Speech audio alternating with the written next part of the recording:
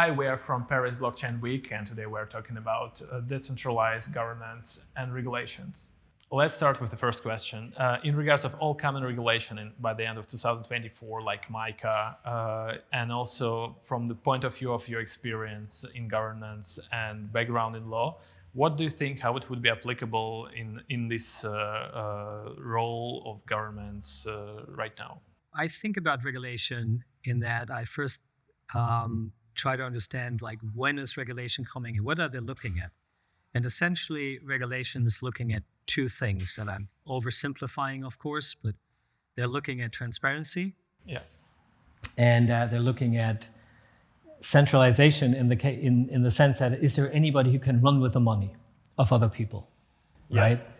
And I think that's not different in our space. So if you look at MiCA, if you look at the IOSCO papers, and if you look at even like what the SEC is arguing, they are saying, well, we are tech agnostic.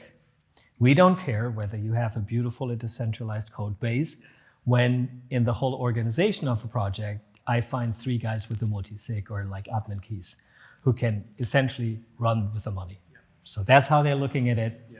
And that's what we have to deal with and think about. That's how we. And would it be applicable as well in the domain of these DAOs or any other type of governments? Yeah. For DAOs, in my view, DAOs are like also DeFi, like MakerDAO is one of the oldest DAOs. Yeah.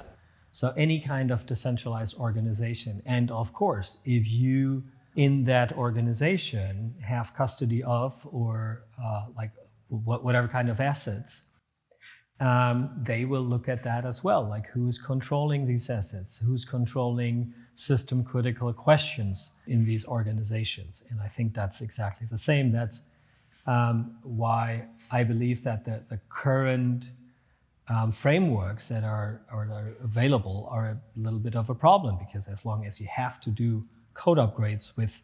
Yeah, as far as I understand, so you're providing some kind of infrastructure for government services. Have you already assessed whether this regulation will affect you as a company, as a provider of infrastructure? We've been in touch with the regulators in Germany and Liechtenstein years ago. They have looked at the system and they said, like, from their perspective, we will not fall under any significant regulation. I mean, they're like small things if we want to launch a token, stuff like that. Yeah.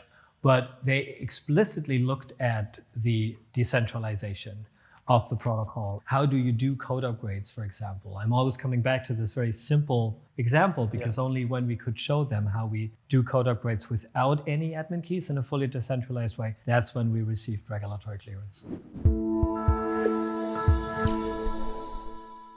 Yeah, so you were talking about European legislation and jurisdiction, but have you already assessed the same opportunities in the United States or in Asia or in other regions? Yeah, so we were in discussions with the SEC, like early discussions way back when we had the discussions with the regulators in Germany and Liechtenstein. Yeah. And but that only went on until FTX happened.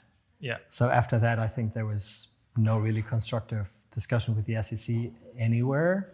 Really, what we do, however, see, if you look at the cases and how they're arguing, it pretty much boils down to very similar questions. Yeah. You know, it's like, can we find a couple of guys who can run with the money, or like how centralized is a project really? Like, who's calling the shots? And have you found a solution to this question? I mean, have you found like a silver bullet to answer that one? Yeah, so unfortunately, there's no silver bullet to anything relevant in life. Yeah, so sure. We have, as I said, like we can do code upgrades without any admin keys in a fully decentralized way. So that's one, which takes you a long way. For DAOs, we are able to provide a framework that gives you some kind of a transparency. That's important for the regulator. Also, a framework that enables to set up a legal structure for a DAO. And that might not be accepted like everywhere in the world, but it includes the ICC, the International Chamber of Commerce, Yeah. Court of Arbitration, and that is accepted by all relevant courts in the world.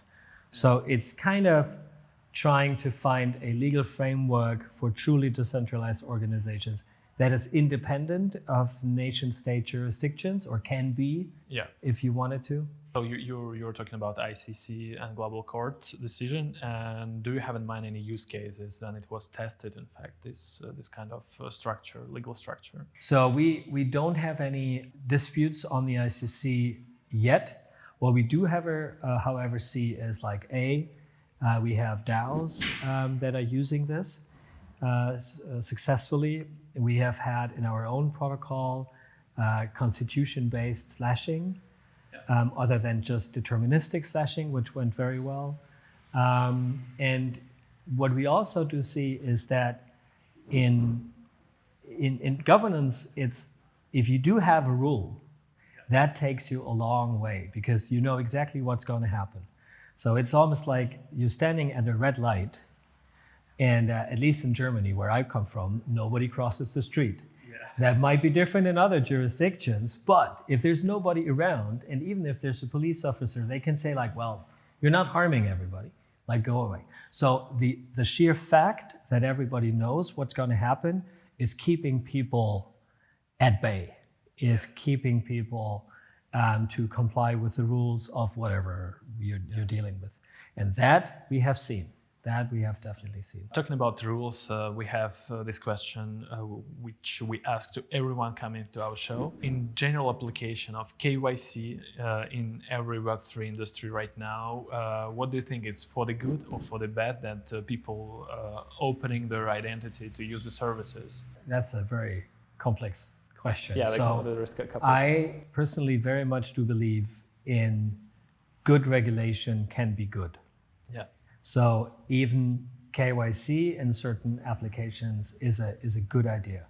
I do, however, am a little bit critical as to the extent, because there are some things where I believe that privacy is more important than a government knowing everything. So that's why I'm very in favor of ID systems, where you can then really make sure like this is the person, and so forth. From my perspective, decentralization and decentralized businesses or projects and so forth only provide an alternative.